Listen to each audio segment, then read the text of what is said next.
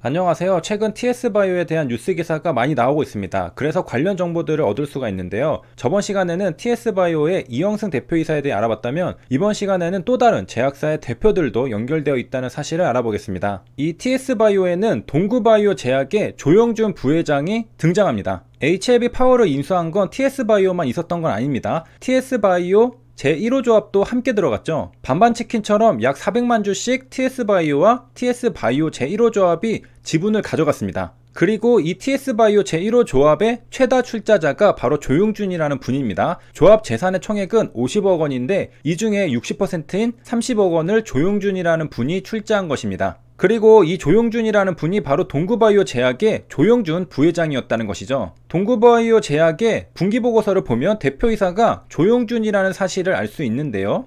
실제로 최대 주주도 조용준 대표이사가 지분 28%를 가지고 있고요. 최대 주주이자 대표이사니까 동구바이오 제약의 실권자는 바로 조용준 부회장입니다. 동구바이오 제약의 사업의 내용을 보면 CMO 사업이 나옵니다. TS바이오가 CMO 사업을 하겠다는 건 동구바이오 제약의 영향이라고 볼 수 있겠습니다. TS바이오가 줄기세포와 NK세포 등 세포치료제를 개발하겠다는 건 네이처셀 경영진의 영향이라면 TS바이오가 CMO 사업을 하겠다는 건 동구바이오 제약의 영향이라고 볼 수 있다는 것이죠.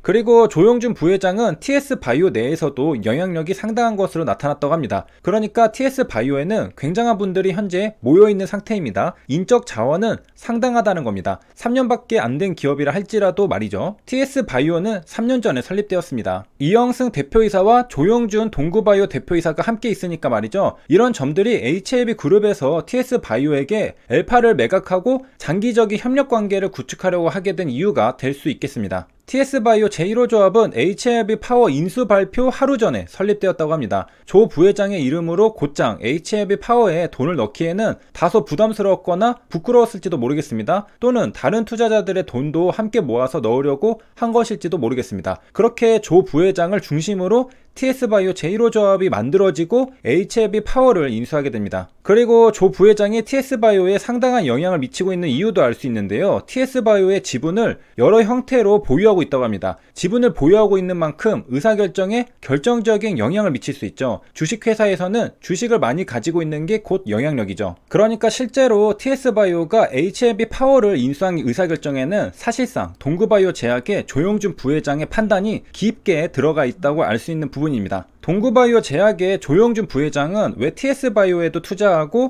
HLB 파워에도 투자했을까요? 그건 최근 동구바이오 제약이 제약바이오 벤처 투자에 큰 손을 자처하고 있기 때문입니다. 본업보다 제약바이오에 투자해서 사업을 키워보겠다는 의지가 반영된 것으로 보입니다. 제약바이오에 대한 식견이 있다 보니까 될 만한 제약바이오에 투자해서 큰 수익을 보겠다는 계산인 것이죠. 사실 일반 투자자도 비슷한 심리라고 볼 수 있습니다. 내가 직접 사업하기에는 정말 어려운 일들이 많은데 사업을 잘할 것 같은 대표와 기업을 선정해서 투자하면 그들이 알아서 사업을 잘 키워주고 주가는 오르고 투자자는 쉽게 돈을 벌 수 있습니다. 어려운 일은 내가 투자한 회사에서 다 해결해서 극복해낼 것이기 때문이죠. 내가 해야 할 일은 단지 회사를 잘 고르는 안목만 가지면 됩니다. 공부를 해서 회사만 잘 선정하면 되는 것이죠. 이건 사업을 하면서 겪는 어려움을 돌파해 나가는 것보다 어쩌면 더 쉬운 일일지도 모릅니다. 귀찮은 행정 처리도 피할 수 있고 각종 규제에 대한 대처 방안을 찾을 필요도 없고 경쟁사의 압박을 이겨내기 위한 전략을 구상할 필요도 없습니다. 단지 성장할 만한 기업인지 골라내기만 하면 됩니다. 물론 내가 잘못 판단해서 잘못 투자하면 내 돈은 날아가는 것이죠. 투자 손실을 보게 됩니다. 하지만 내가 잘 판단하기만 하면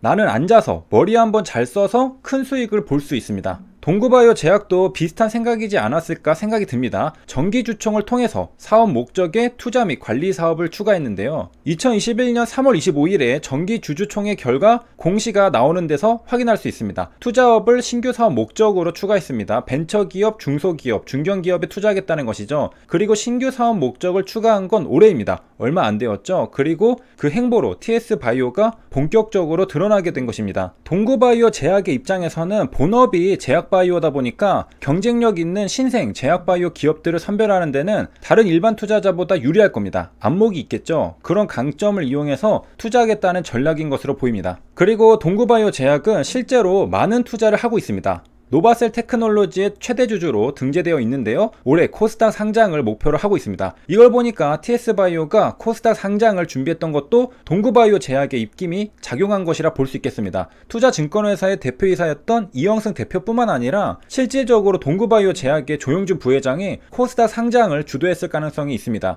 그리고 이영승 대표도 관련 지식이 풍부하고 조용준 부회장도 이미 이런 투자를 많이 하고 있었으므로 순조롭게 이야기가 되었을 겁니다. 계획도 차근차근 완수해 나갔을 테고요. 그러니까 현재 동구바이오 제약을 중심으로 많은 제약바이오 회사들이 물밑에서 코스닥 상장을 준비하고 있다는 겁니다. 그리고 그 목표 중 하나가 TS바이오였는데 이번에 TS바이오는 HLB 파워를 인수하면서 우회 상장을 성공시키고요.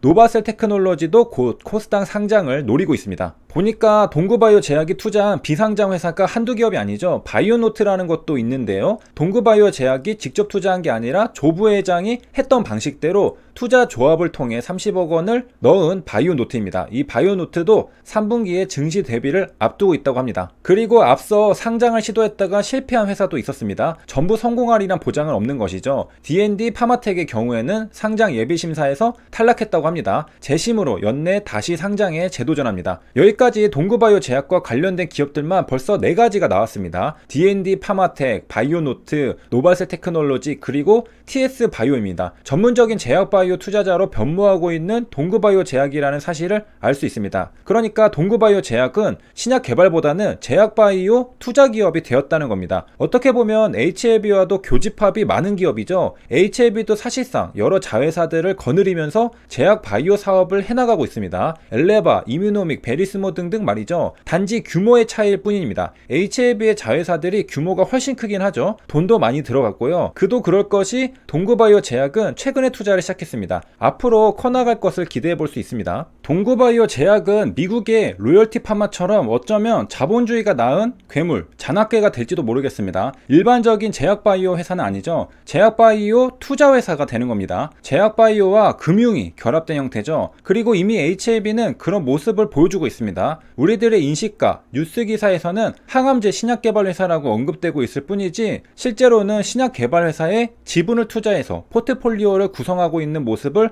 관찰할 수 있죠. 동구바이오 제약도 마찬가지고요. 특히 동구바이오 제약은 적극적으로 비상장 회사에 자본을 넣고 코스닥 시장에 상장해서 시세 차익을 크게 보려는 계획을 가지고 있습니다. 벌써 가지고 있는 기업들 전부 코스닥 시장에 상장하려고 준비도 많이 하고 실제로도 많은 도전을 하고 있습니다. 마치 소프트뱅크의 손정희가 쿠팡을 나스닥에 상장시키려고 한 것과 비슷한 흐름입니다. 그리고 한국에서는 SK그룹이 SK 관계사들을 대거 증시에 상장시킨 전적을 보여줬습니다. 유동성이 넘치는 시기에 IPO는 돈이 된다는 것이죠. 최근에는 분위기가 다소 식기는 했으나 얼마 전까지만 해도 갈 데 없는 자금들이 IPO 시장에 대거 몰려들었던 현상을 우리는 목격했었습니다. 동구바이오의 최근 차트를 보면 거래량이 대폭 줄어있는 상태입니다. 투자자들의 큰 관심은 없는 상태죠. 앞에 2월 15일 상한가를 간 이유는 뭘까요? 무상증자 소식 때문이었습니다. 200% 무상증자였죠. 세 줄 요약입니다. TS바이오 제1호 조합의 최다 출자자는 동구바이오 제약의 조용준 부회장이었습니다.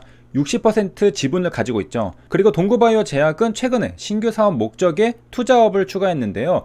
비상장 제약바이오에 적극적으로 투자하고 있습니다. 그리고 상장을 추진하고 있죠. 여기까지 시청해주셔서 감사합니다.